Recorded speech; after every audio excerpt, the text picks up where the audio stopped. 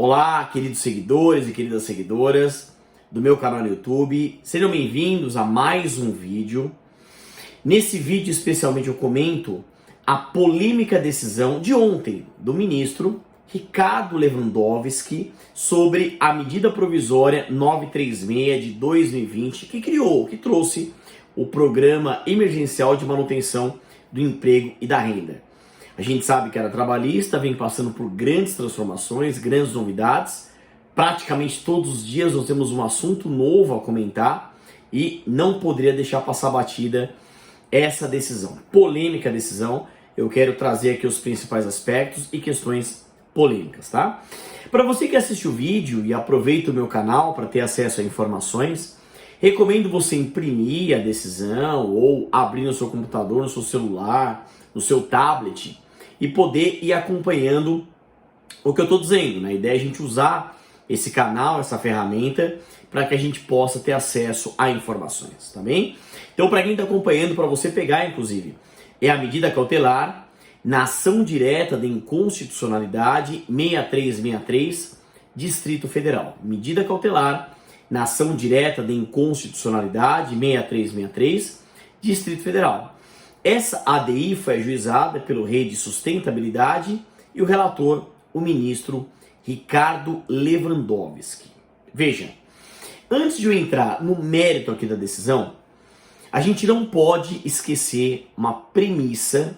E qual é a premissa?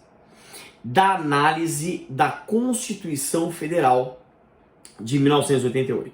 Quer dizer, hoje a gente fala muito em questões infraconstitucionais, não só em controle de constitucionalidade, mas também em controle de convencionalidade. Muito bem.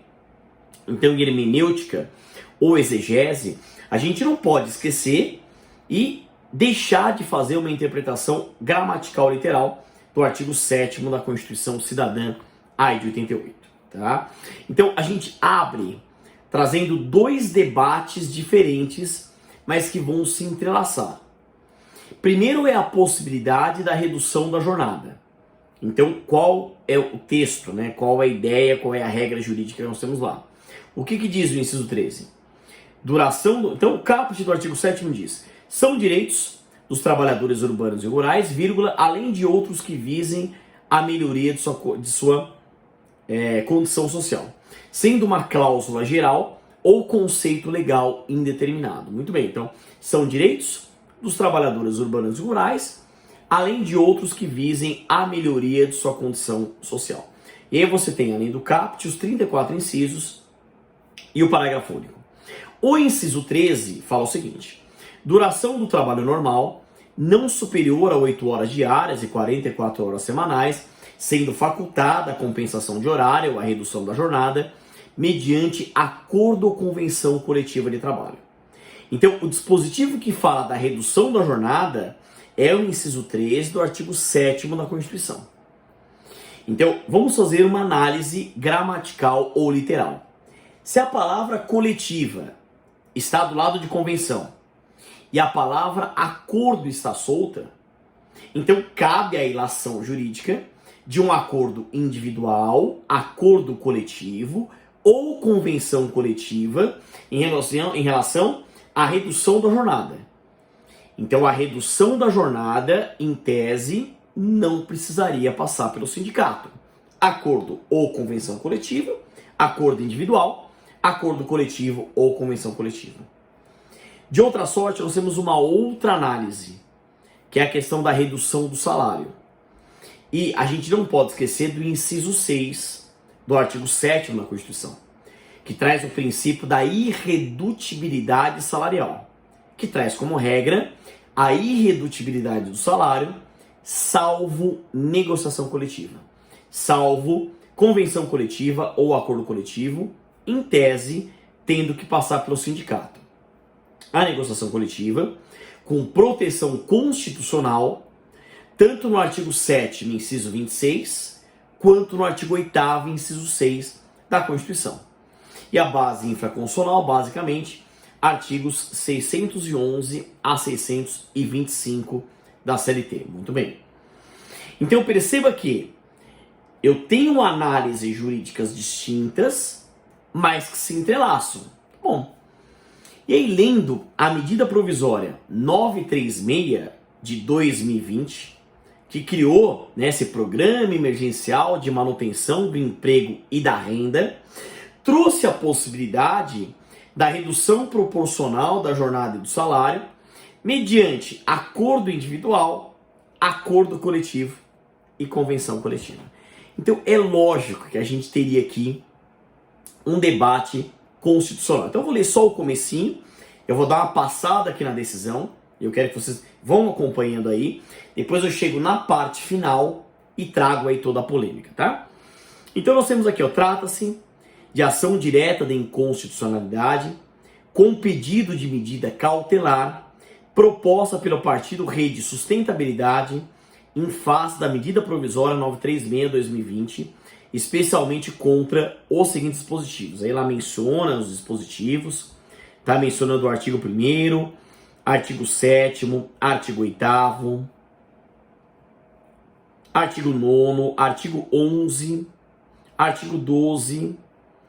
Em síntese, o requerente, que é o Partido Sustentabilidade, sustenta que a medida provisória 936/2020 viola os artigos 7º, inciso 6, 13 e 26, e 8º, 3 e 6 da Constituição, razão pela qual pleiteia desde logo a concessão de medida liminar nos seguintes termos. Então você tem o que queria. Basicamente estava pedindo a suspensão da própria medida provisória, a fim de afastar o uso de acordo individual para dispor sobre as medidas de redução de salário, inclusive a suspensão do contrato de trabalho, que também era possível por acordo individual. E a leitura que a gente faz da Constituição passa por redução da jornada e redução do salário.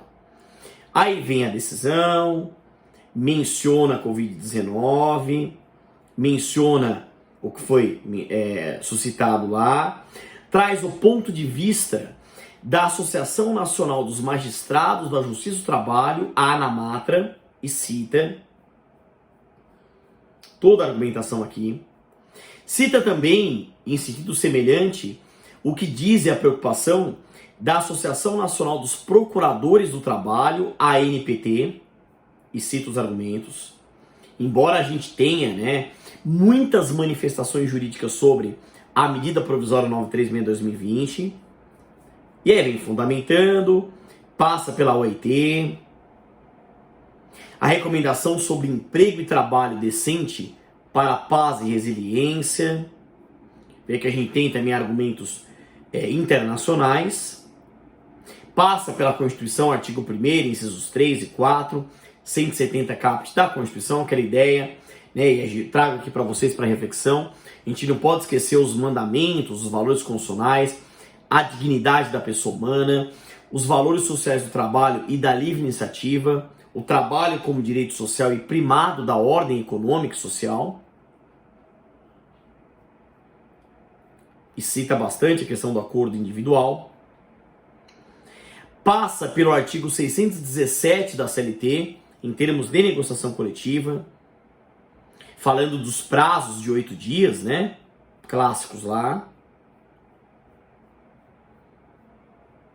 E aí você tem a parte final, que aí vale a pena a leitura correta.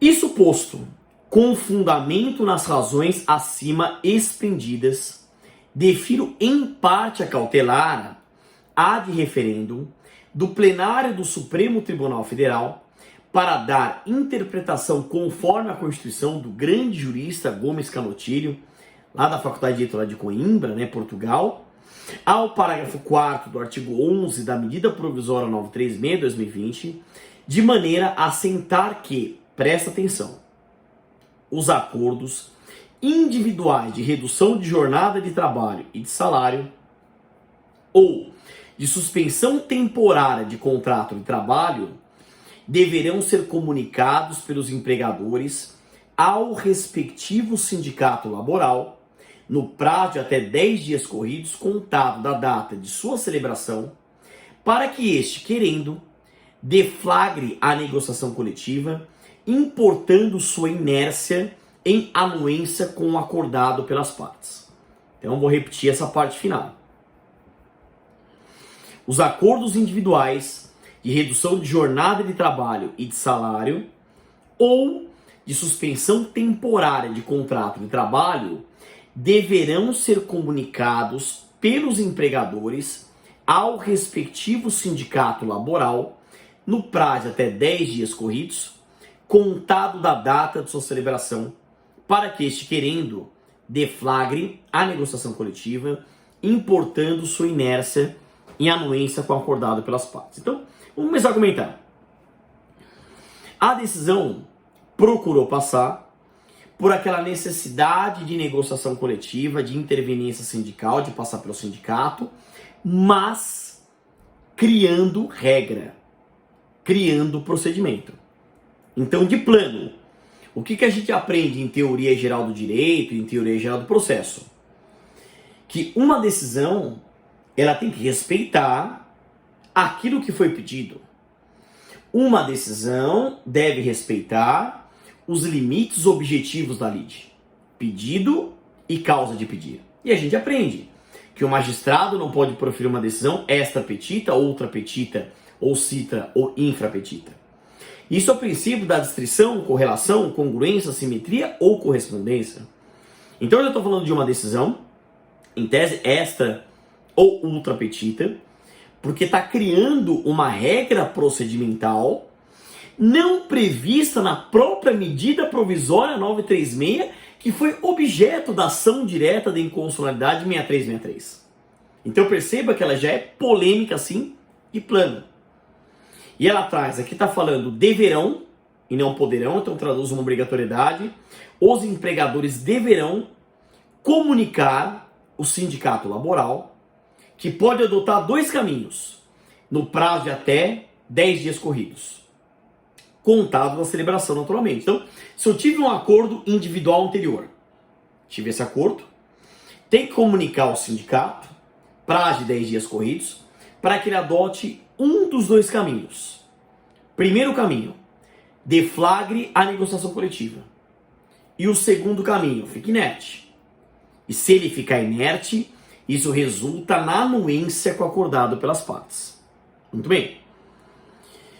Há um debate, há uma discussão, que na verdade a medida provisória 936 procura preservar o emprego e a renda. E como está tendo redução proporcional da jornada e do salário, na verdade o salário do empregado não estaria sendo prejudicado, porque ele estaria apenas sendo proporcional à redução da jornada. Então percebe que é uma outra visão? Inclusive até a orientação jurisprudencial 358 vem nessa linha em tese, que seria possível a redução proporcional da jornada com o salário. Porque a preservação não é o salário, a preservação é a renda, e a renda, de certa forma, estaria preservada.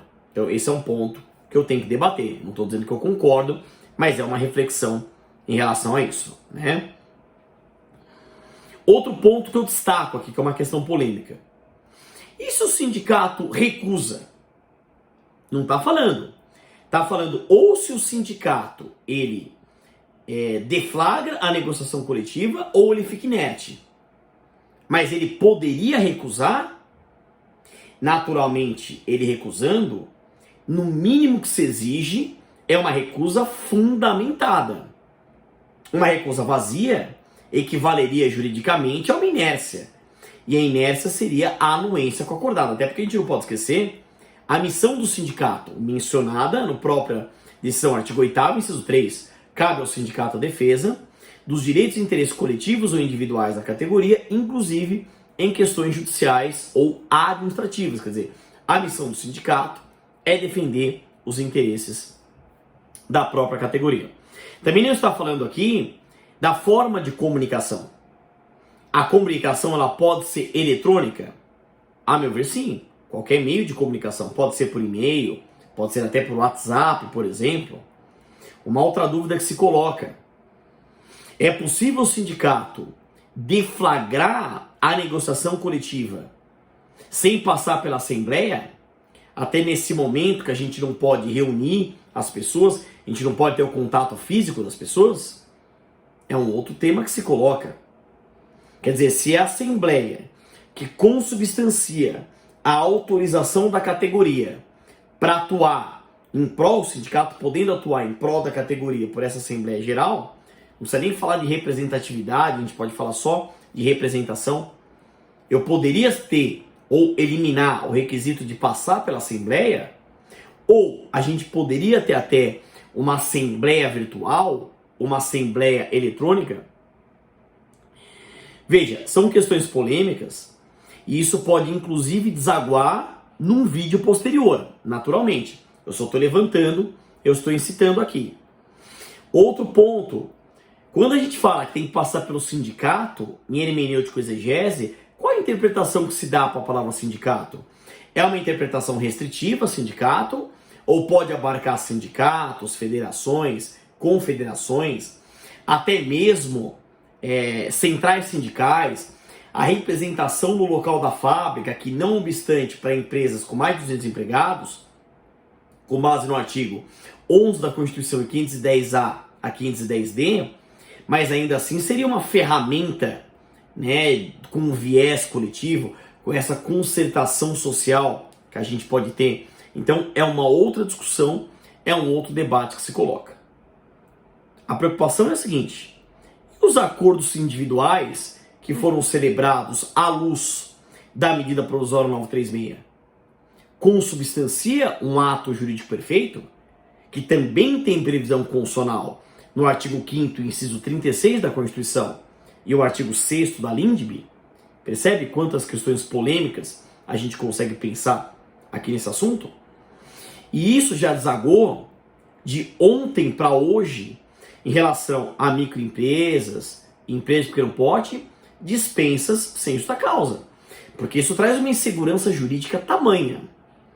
Então, já que nós estamos falando de um momento excepcional, emergencial, anormal, não faz sentido pensarmos na criação de um direito do trabalho emergencial, excepcional, e a gente poderia até flexibilizar, não descaracterizar, mas flexibilizar até vigas mestras ou alicerces do próprio direito do trabalho? Basicamente é um raciocínio próximo da cláusula rebus sic stantibus ou teoria da imprevisão. Quer dizer, se eu tenho os fatos e o direito que regulamenta esses fatos, tudo bem. A partir do momento que eu tenho a alteração fática, faz sentido a modificação do direito que regulamenta aquela situação fática. Tá? Então tá aí um vídeo não muito longo, mas comentando o teor da decisão. É lógico que aqui está mandando solicitar informações à Presidência da República, manifestação do Advogado-Geral da União e parecer do Procurador-Geral da República. Então teremos desdobramentos que eu vou comentar aqui no meu canal, mas eu trouxe isso para que você possa fazer reflexões, tá bem? Lógico que a gente vai ter também a decisão plenária, ou seja, estamos acompanhando de perto as atualizações trabalhistas. Obrigado pela atenção, agradeço mais uma vez a atenção nesse vídeo, aquele pensamento positivo, ânimo firme e até o próximo.